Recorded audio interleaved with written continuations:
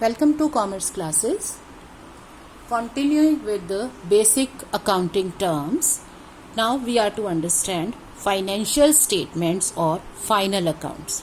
जैसे आपने शुरू में पढ़ा था, accounting is the process of recording, classification and summarization. This is the third part. So in the summarization process, जब आपने recording कर ली, classify कर लिया, so उसके बाद हमारा काम होता है कि हमें चेक करना है कि बिजनेस को प्रॉफिट हुआ, लॉस हुआ और बिजनेस की फाइनेंशियल पोजीशन कैसी है. सो उसके लिए हम क्या बनाते हैं? Financial statements. So financial statements are the statements prepared at the end of the accounting period to determine, मतलब ये कौन सी स्टेटमेंट्स हैं?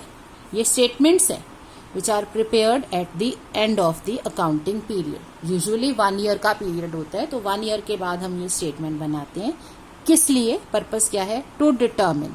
दो चीजें डिटर्मिन करनी है. फाइनेंशियल परफॉर्मेंस, मतलब परफॉर्म कैसा कर रहा है बिजनेस. परफॉर्मेंस का मतलब होता है प्रॉफिट हुआ, लॉस हुआ. So financial performance, that is profit और लॉस. एंड दूसरी चीज क्या है? फाइनेंशियल पोजीशन, मतलब पोजीशन कैसी है. अब जब हम किसी पर्सन के बारे में बात करते हैं कि भाई उसकी पोजीशन बड़ी स्ट्रांग है, वो फाइनेंशियली बहुत स्ट्रांग है, इसका क्या मतलब होता है? If we say somebody is very strong financially, उसकी फाइनेंशियल पोजीशन बहुत स्ट्रांग है, इसका बेसिक मतलब होता है कि उसके पास बहुत एसेट्स हैं, उसकी लाइबिलिटीज कम है, उसको देना कम है और उसके पास बहुत एसेट्स हैं. इसके पास कैश है, ज्वेलरी है, बहुत बिल्डिंग है, बड़ा सा घर है, कारें हैं, ठीक है ना. तो इसलिए हम उसकी फाइनेंशियल पोजीशन कैसे मेजर करते हैं कि उसके पास एसेट्स कैसी हैं और उसको लाइबिलिटीज क्या है, उसको देना क्या है. सो वही पोजीशन, फाइनेंशियल पोजीशन, हम जब बिजनेस के बारे में लिखते हैं उसे करते हैं बैलेंस शीट के थ्रू. कि बैलेंस शीट मतलब एसेट्स और लाइबिलिटीज की पोजीशन.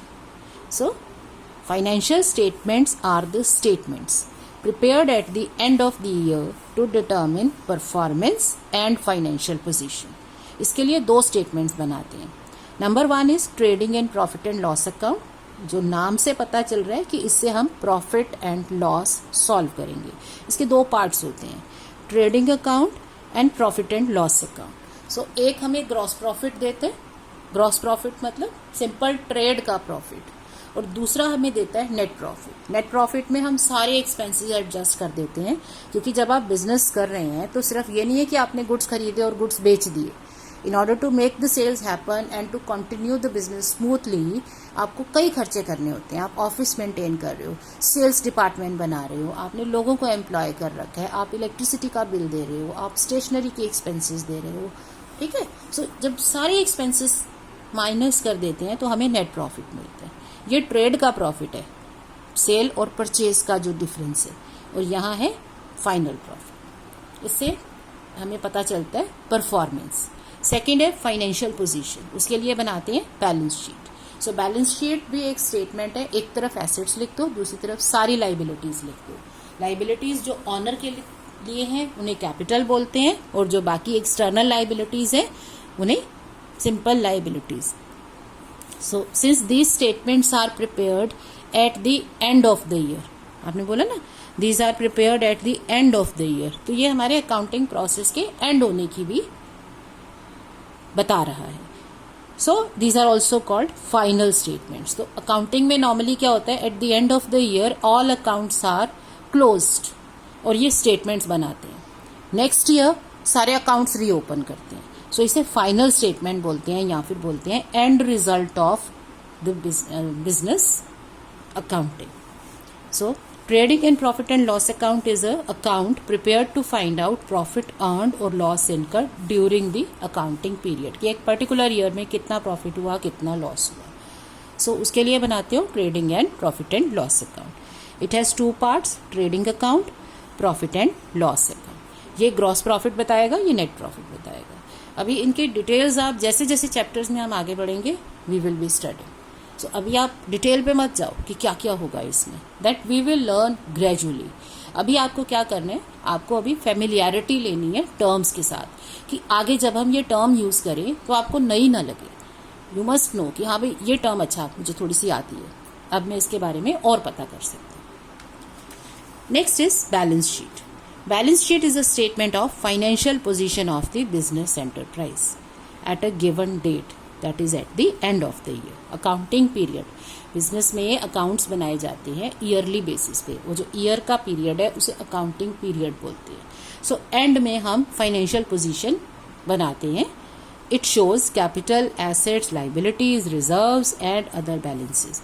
सो जो भी बिजनेस के पास बैलेंसेस बच गए वो सारे इसमें आएंगे. Like I told you, accounts वाले वीडियो में मैंने बताया था there are 3 type of accounts, right. Nominal accounts वो सारे एडजस्ट हो जाते हैं प्रॉफिट और लॉस कैलकुलेट करने में. सारी इनकम, लॉसेस, रेवेन्यू, एक्सपेंसेस सब एडजस्ट होंगे, नेट प्रॉफिट और लॉस सॉल्व होगा. और जो रियल अकाउंट्स हैं और जो पर्सनल अकाउंट्स हैं जो एसेट्स एंड लाइबिलिटीज रिप्रेजेंट करते हैं वो आ जाते हैं बैलेंस शीट में. तो वो शो करेगा कि हमारी फाइनेंशियल पोजीशन कैसी है. So I hope you are now familiar with the term financial statements and its component. अब ये नॉर्मल बिजनेस में ये कंपोनेंट्स हैं, बट जब कंपनीज की बात आती है, कंपनीज जो हैं वो कंपनीज एक्ट 2013 के अंडर गवर्न होती है. सो वो उसे trading and profit and loss account की जगह क्या बोलती है, statement of profits. Balance sheet का यही नाम है. और कंपनीज में एक और स्टेटमेंट साथ में बनती है, कैश फ्लो स्टेटमेंट, जो शो करती है कि कैश कहाँ से आई, कहाँ गई in the 3 main activities, investing, financing and operating the business. So any how अभी के लिए आपको सिर्फ टर्म्स से फेमिलियरिटी रखनी है. बेसिक इनका सिंपल मीनिंग, डेफिनेशन आपको आनी चाहिए. So I hope this is clear to you. You can subscribe to my YouTube channel if these things make sense to you. अगर आपको समझ आ रहा है तो आप इस चैनल को लाइक करें, शेयर करें और सब्सक्राइब करें. Thank you.